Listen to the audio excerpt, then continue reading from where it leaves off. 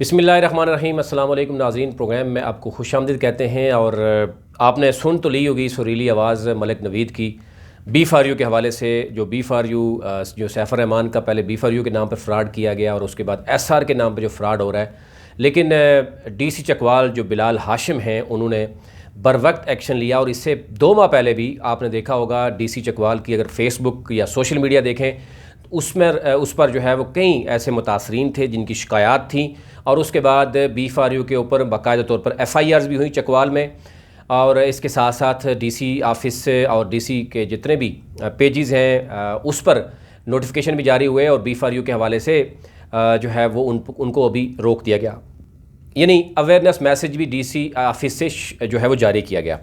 Aldous B4U वालों ने बड़ी कोशिश की कि DC के जो पेज है चकवाल का फेसबुक पेज उससे भी हटाया जाए, और SCCP में भी उन्होंने कुछ शुरू में बहुत कोशिशें की, लेकिन अब SCCP में भी 20 से ज़ायद कंपनीज जो B4U या सैफ रहमान नियाज़ी जिनके नाम पर फ्रॉड करता रहा है वो मौजूद है।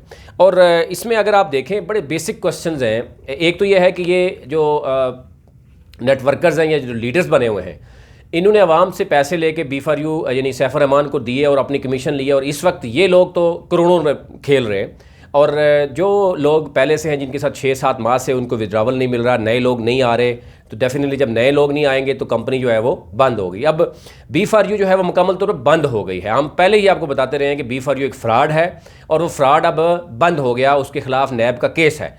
सैफ रहमान नियाज़ी जिस तरीके से जो इदारों के साथ जो मामलात करने के बाद अब दूसरी तरीके से चल रहे हैं वो ज़्यादा देर तक वो नहीं चल सकते, और नया आने वाला जो बिज़नेस नया नहीं आ सकता। जो फ्रॉड जो कर रहे हैं कि इन्वेस्टर्स नए आ रहे हैं वो इन्वेस्टर नहीं आ रहे।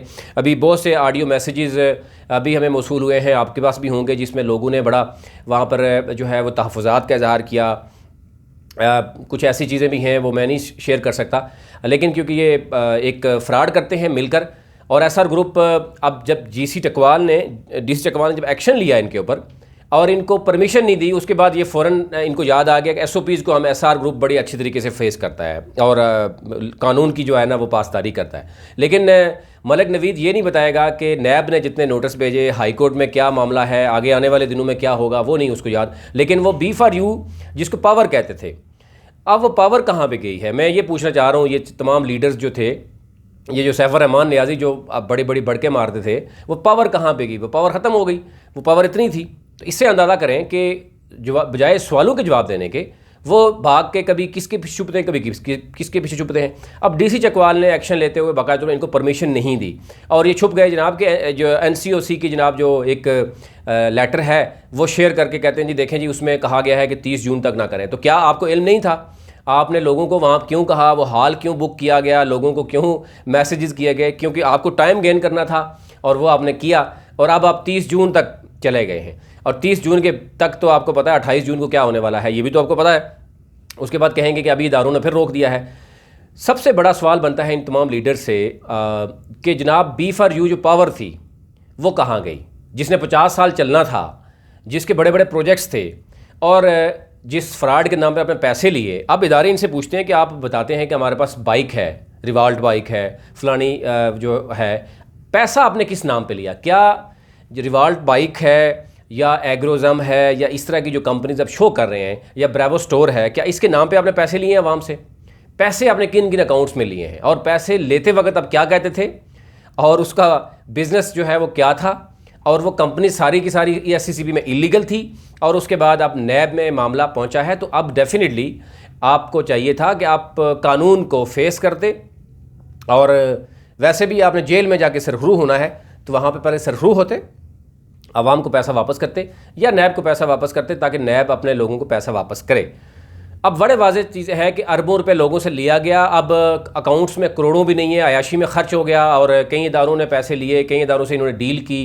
अवार्ड तक आपने देखा होगा कि इन्होंने जो है वो आधे पैसे दे के लिए और अब वो मांग रहे हैं, वो भी नहीं दे रहे। इसी तरह कोटली पैंथर पे पैसा लगाया, वो ही इनके हाथ से गई। लाहौर कलंदर के नाम पे गेम करते रहे, वो भी।